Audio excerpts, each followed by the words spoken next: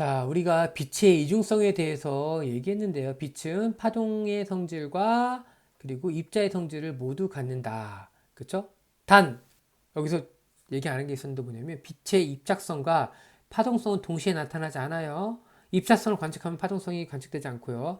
파동성이 관측되면 입작성은 관측되지 않습니다. 그거 좀 알아두시고요. 자, 근데 생각을 한 게 뭐냐면 빛이 파동과 입자의 성질을 모두 갖고 있듯이 물질도 파동의 성질을 갖고 있는 거 아니야? 라고 생각한 거죠. 그게 드브로이드가 바로 생각한 겁니다. 드브로이드 제안한 건데요. 그 너무 큰 입자 말고 전자 같은 작은 입자도 입자의 성질과 함께 파동의 성질을 가지고 있다라고 드브로이드가 얘기를 했습니다. 그걸 그래서 우리가 뭐냐면 물질파, 좀 드브로이드 물질파 이렇게 얘기하는 거죠. 그래서 파동의 성질이 나타나는 물질 입자의 파동을 바로 물질파라고 얘기하는 겁니다.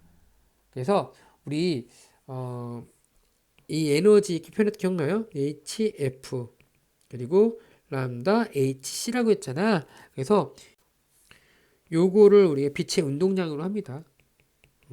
빛의 운동량을 해서 람다분의 H라고 표현하는 건데요. 왜 이렇게 표현하면 그냥 이것만 없는데 람다라는 것은 이렇게 해서 물질파의 파장이라는 것은 운동량분의 H라고 얘기하면 됩니다. 알겠어요? 그래서 우리 얘기를 하는 거죠. 람다는 그래서 P분의 H. P는 우리 MV로 표현할 수 있죠? MV분의 H. 그리고 이 운동량 P를 우리가 운동 에너지 표현하고 싶은 거야. 그래서 운동 에너지는 2분의 MV 제곱이잖아. 그래서 우리 운동량으로 표현했더니 P 제곱으로 바꿀 수 있겠죠? MV가 2분의 1, PV가 되니까 다시 이거를 어떻게 표현할 수 있어? M분의 P로 표현할 수 있죠? 그래서 2분의 1, 뭐 M, P 제곱이 되겠죠. 그렇죠? 이렇게 표현한 게 바로 이거 되겠습니다. 그래서 P로 정리하니까 루트 2M K가 되는 거죠. 그래서 이렇게 표현하는 거죠. 그래서 우리 물질파의 파장은 이런 식으로 표현할 수 있다라는 거 당연히 알아야 되고요. 문제가 주어졌을 때 여러분들 어떤 문제가 주어지더라도 그냥 이거 람다는 MV분의 H 이거 쓰고 시작하세요. 그래야지 여러분들이 문제 접근할 수 있습니다. 그래서 문제에서 뭐 속도가 빨라지면 파장은 어떻게 되는 것인가 라고 물어보기도 하고요. 또는 파장을 길게 하면은 속도는 어떻게 되는가 그렇게 물어볼 수도 있기 때문에 여러분들이 한번 정확하게 알아두는 게 중요합니다. 자, 그러면 이렇게 생각은 했잖아. 그럼 이걸 우리가 뭐 해야 돼? 진짜 그런지 안 그런지를 알아야 되겠죠. 확인을 해야 되겠죠. 그래서 바로 물질파를 확인을 해보도록 하겠습니다. 자, 첫 번째가 바로 뭐냐면 전자를 이용한 이중슬릿 실험입니다. 이중슬릿에 이제 전자를 통과시킨다는 거죠. 이중슬릿에 전자를 통과시킨다는 게 바로 이중슬릿 실험인데요.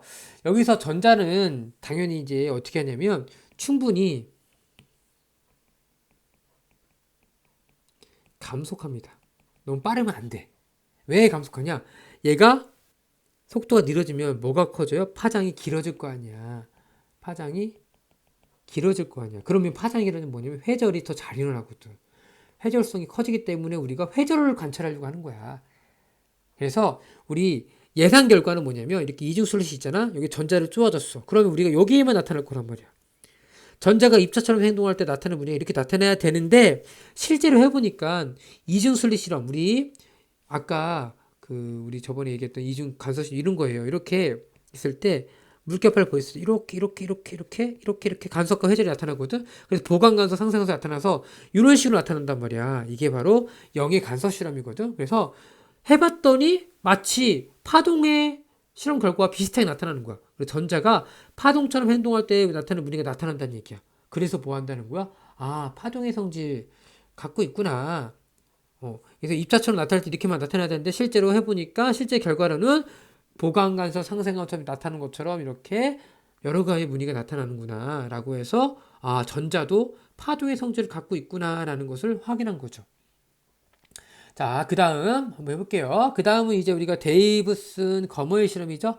그래서 전자선을 니켈 결정에 입사시킨다. 전자선에는 우리 톰슨처럼 마이너스 전자를 이렇게 보내버린 거예요. 이렇게 보내버리고 나서 이렇게 금속이 튀어나올 거 아니야.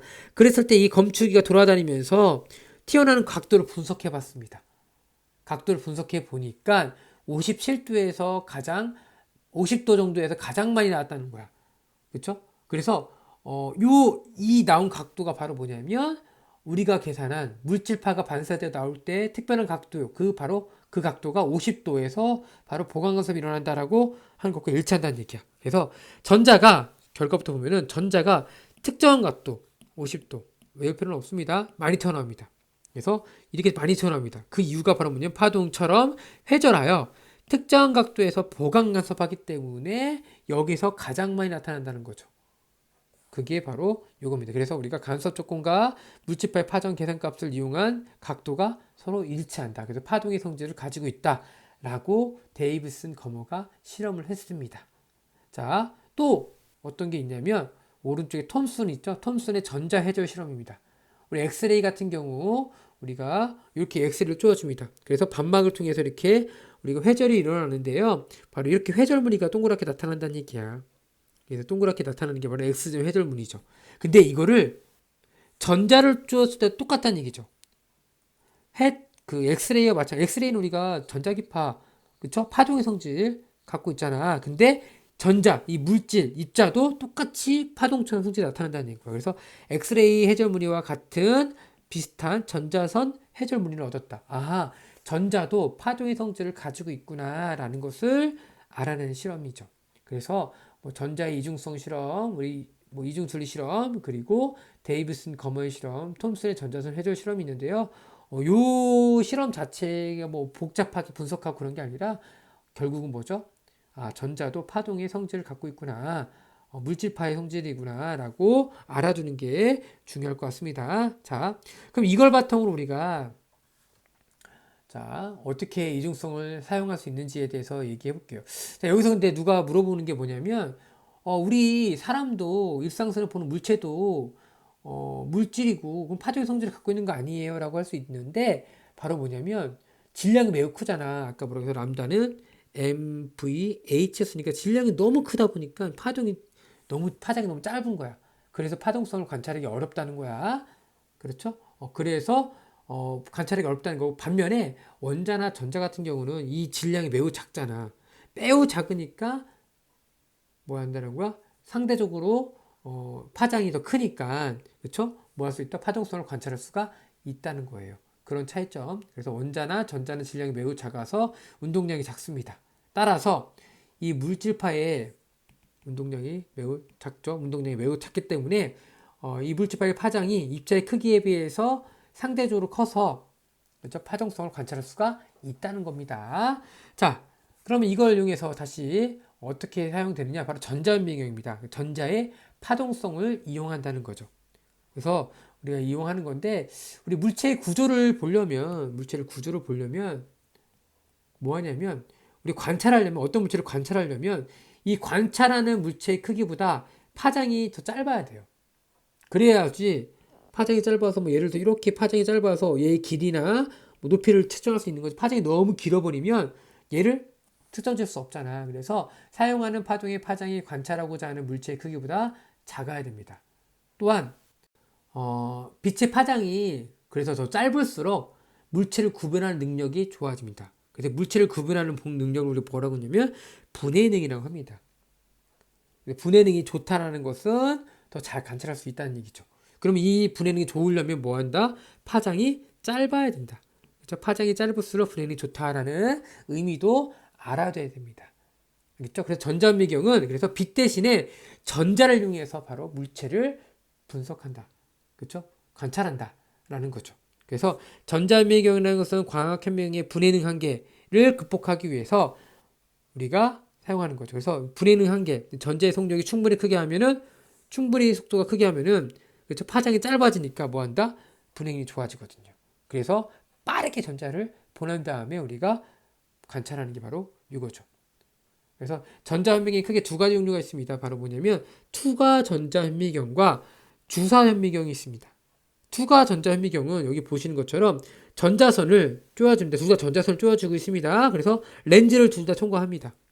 렌즈는 우리가 이제 빛을 모아지거나 뭐 벌어지게 하는 건데 볼록 렌즈 같은 역할을 하는 거죠. 볼록 렌즈를 모아주는 역할을 하는 거죠. 마찬가지로 이 렌즈, 이 자기 렌즈를 사용해서 하는 건데 여기서 렌즈라는 것은 우리 그 전자잖아. 그래서 뭐 하냐면 우리가 이 자기렌지야. 자기장을 이용해서 우리가 어떻게 한다? 빛을 모아주는 겁니다. 그래서 자기장에 의해서 전자가 휘어지는 현상을 이용해서 뭐 한다? 우리가 모아주는 거. 둘 다 공통적으로 좀 사용되고 있습니다. 자, 통과한 다음에 얘는 바로 시료를 통과시켜요. 그래서 우리가 관측하는 겁니다. 이렇게. 얘는 시료가 어떻게 되죠? 너무 두꺼우면 안 되겠다. 통과시켜야 되니까. 그래서 얘는 투과 전자미경이야. 반면에 얘는요, 이것들을 계속 증폭해서 시료가 밑에 있습니다. 밑에서 튀어나오는 것을 보고 우리가 관측하는 겁니다. 그래서 튀어나오는 전자를 검출하여 입체상을 관측하는 게 바로 주사 전자현미경. 큰 차이가 있는 거죠. 얘는 투과시키는 거고 얘는 반사시켜서 하는 거야. 자, 투과 전자현미경 같은 시료를 어떻게 낸다? 얇게 만들어낸다고, 얇게. 그렇죠? 그래서 전자가 시료를 투과해야 되겠죠.